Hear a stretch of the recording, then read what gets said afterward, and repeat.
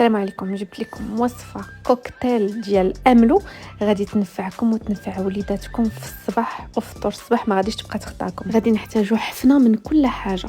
اولا عندي حفنه تاع البندق اللي غادي نهرسها على هذا الشكل وغادي نديرها في الاير فراير ولا في الفران. غير في الاير فراير خدات مني 10 دقائق درجه الحراره 180 حتى تحصلت على هذه النتيجه. قشرته ونسفته من القشره ديالو، ومن بعد غادي ناخذ حفنه نتاع اللوز اللي حتى هي غادي نديرها في الاير فراير 180 درجه مده 10 دقائق حتى يتقرمل معانا.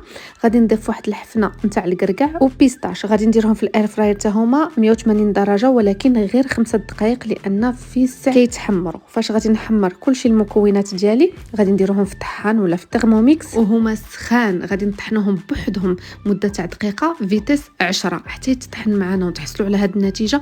عاد نضيفوا زيت ارغان والعسل حسب الذوق. ارغان نبقاو نزيدوا شويه بشويه نخلطوا في فيتيس 5 حتى نتحصلوا على القوام اللي بغينا حنايا وصافي.